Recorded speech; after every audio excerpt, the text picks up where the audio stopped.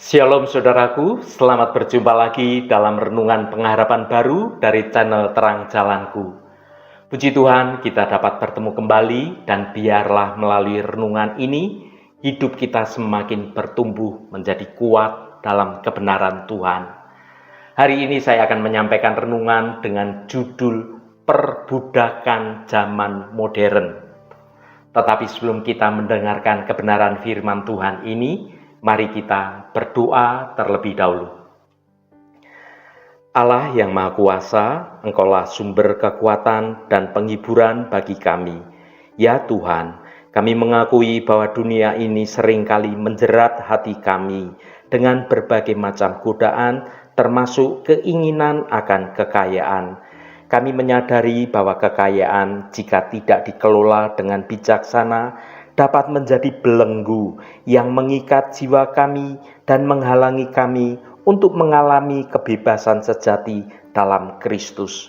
Tuhan, kami mohon Engkau membuka mata hati kami agar kami dapat melihat dengan jelas nilai-nilai sejati yang Engkau ajarkan. Bantulah kami untuk memahami bahwa harta sejati bukanlah harta duniawi, melainkan kekayaan rohani yang abadi. Bantulah kami untuk mengutamakan kerajaan-Mu dan kebenaran-Mu di atas segala sesuatu. Berkatilah renungan kami hari ini, agar kami dapat memperoleh pemahaman yang lebih dalam tentang firman-Mu dan menerapkannya dalam kehidupan kami sehari-hari. Terima kasih Tuhan. Dalam nama Tuhan Yesus Kristus kami berdoa. Haleluya. Amin. Saudaraku yang terkasih, mari kita merenungkan bersama bagaimana harta benda yang kita miliki dapat menjadi belenggu yang mengikat kita. Apakah kekayaan benar-benar menjamin kebahagiaan? Ataukah justru menjauhkan kita dari kebebasan sejati dalam kebenaran Kristus? Mari kita dalami bersama firman Tuhan untuk menemukan jawabannya. Mari kita baca 1 Timotius pasal 6 ayat 10. Karena akar segala kejahatan ialah cinta uang. Sebab oleh memburu uanglah beberapa orang telah menyimpang dari iman dan menyiksa dirinya dengan berbagai-bagai duka.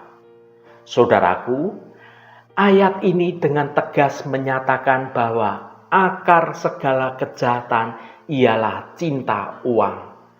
Uang dalam konteks ini bukanlah masalahnya. Masalahnya adalah cinta terhadap uang. Ketika kita menjadikan uang sebagai tujuan utama hidup kita, ketika kita mengutamakan kekayaan di atas segalanya, maka kita telah membuka pintu bagi kejahatan dalam hidup kita. Mengapa cinta uang itu berbahaya? Yang pertama, menyimpangkan dari iman. Ketika cinta uang menguasai hati kita, kita cenderung mengabaikan nilai-nilai rohani. Kita mungkin melakukan hal-hal yang bertentangan dengan iman demi mengejar kekayaan. Ketika cinta uang menguasai hati kita, secara perlahan-lahan kita akan menggeser prioritas hidup kita. Hal-hal yang berkaitan dengan rohani seperti doa, ibadah, pelayanan, pujian, penyembahan menjadi nomor sekian dalam hidup kita. Kekayaan menjadi tujuan utama hidup kita. Cinta uang dapat membutakan hati kita terhadap kebutuhan orang lain. Kita menjadi egois dan hanya memikirkan kepentingan keuntungan diri kita sendiri.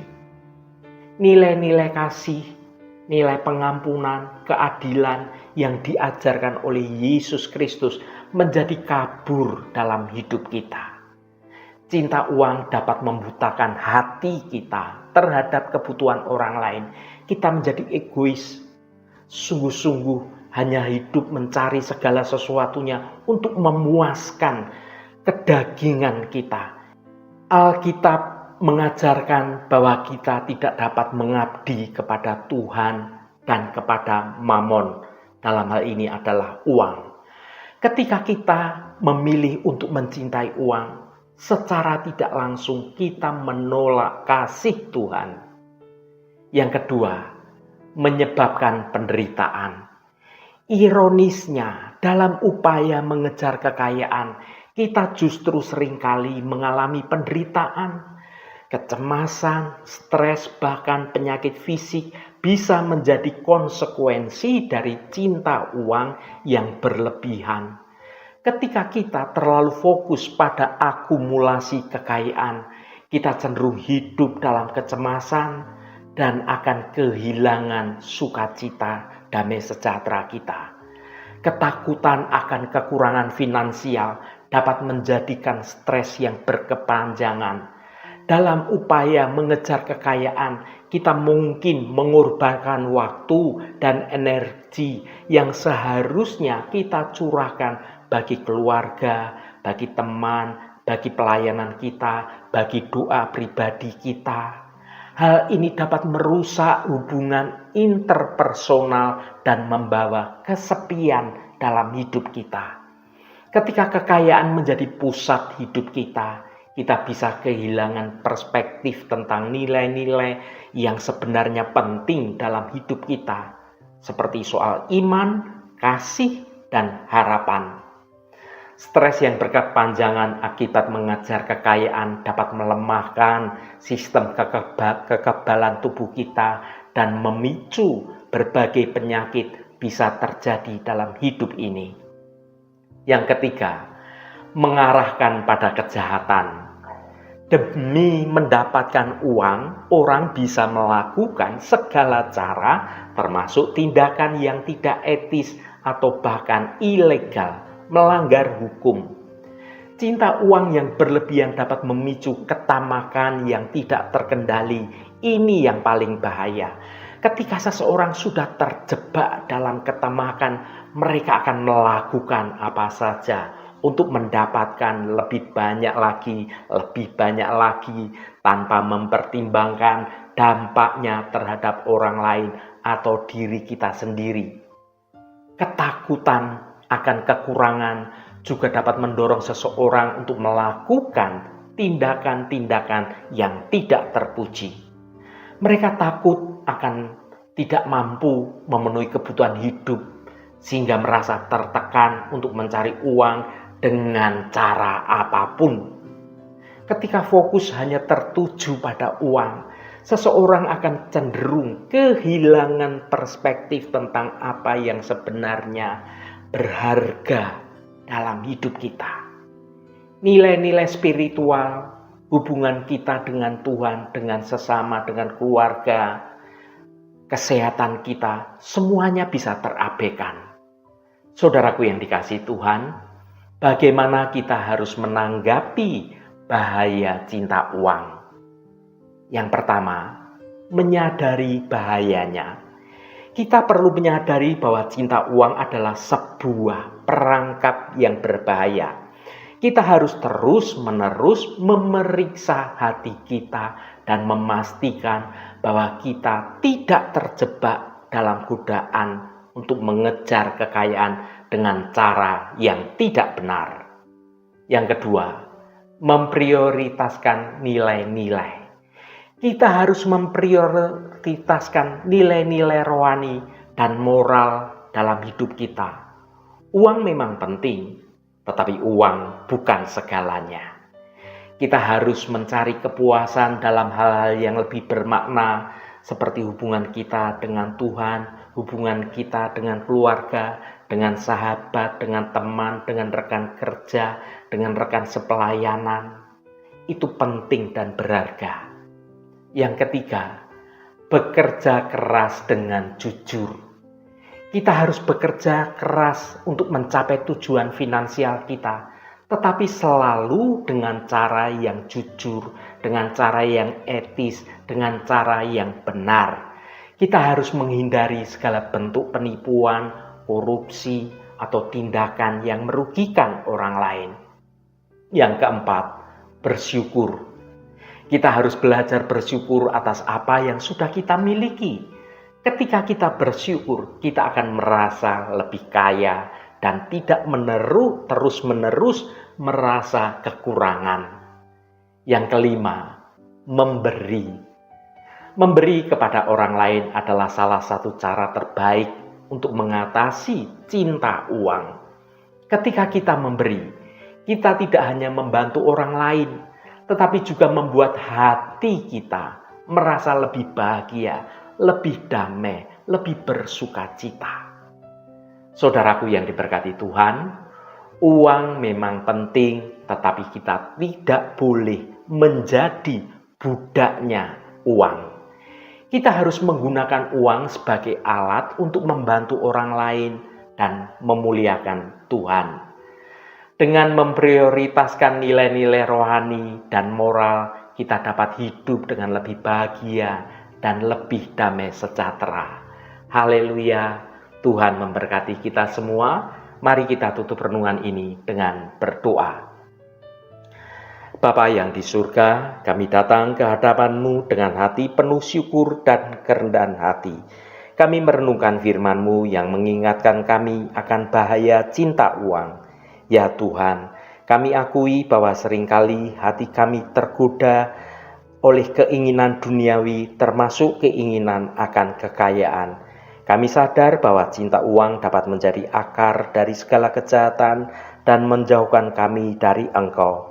Kami mohon ampun atas segala ketamakan dan kehausan akan materi yang pernah kami alami. Kami rindu untuk memiliki hati yang murni, hati yang tulus, yang hanya mencari kehendak-Mu. Tuhan, bantulah kami untuk memahami bahwa kebahagiaan sejati tidak terletak pada kekayaan duniawi, melainkan pada relasi yang intim dengan Engkau. Ajari kami untuk mengelola harta yang Engkau berikan dengan bijaksana, dan menggunakannya untuk memberkati sesama dan untuk memuliakan nama Engkau. Kami mohon kekuatan untuk melawan godaan dunia dan memilih untuk hidup secukupnya, bersyukur atas segala berkat yang telah Engkau berikan kepada kami. Tuhan, jadikan kami alat di tangan-Mu untuk membawa terang dan harapan bagi dunia yang gelap ini. Terima kasih Tuhan. Segala hormat, pujian, dan ucapan syukur hanya bagi-Mu Allah yang kudus. Saudaraku, bukalah hatimu dan tengadakan tanganmu. Terimalah berkat Tuhan. Tuhan memberkati engkau dan melindungi engkau. Tuhan menyinari engkau dengan wajah-Nya dan memberikan kasih karunia. Tuhan menghadapkan wajah-Nya kepadamu dan memberikan damai sejahtera. Berkat anugerah dari Bapa Surgawi, cinta kasih karunia dari Tuhan Yesus Kristus, dalam persekutuan dan penghiburan Roh Kudus, menyertai kita semua sekarang ini dan sampai selama-lamanya. Dalam berkat Tuhan Yesus Kristus, haleluya, amin. Puji Tuhan, saudaraku semua, biarlah melalui renungan pengharapan baru dari channel Terang Jalanku ini, dapat membangun kehidupan kita semakin bertumbuh dalam kebenaran Tuhan. Saudaraku, kita telah merenungkan bagaimana harta yang seringkali kita anggap sebagai sumber kebahagiaan justru dapat menjadi belenggu yang mengikat kita. Ingatlah, harta yang sejati bukanlah sesuatu yang dapat diukur dengan materi dunia ini. Harta yang sejati adalah hubungan kita yang dekat, yang intim, yang intens dengan Tuhan, dengan sesama kita, dan juga dengan diri kita sendiri. Mari kita berdoa agar Tuhan membuka mata hati kita, agar kita dapat melepaskan segala ikatan duniawi dan meraih kebebasan sejati dalam Kristus Yesus. Roh Kudus senantiasa menuntunmu dan menolongmu untuk hidup dalam kebenaran Tuhan. Saudaraku, saya sangat senang sekali dan berterima kasih jika Anda berkenan memberikan komentar pada konten video ini dan bagikan renungan ini pada teman dan sahabat Anda agar mereka diberkati juga melalui renungan ini. Terima kasih saudaraku, sampai bertemu kembali. Shalom, Tuhan memberkati.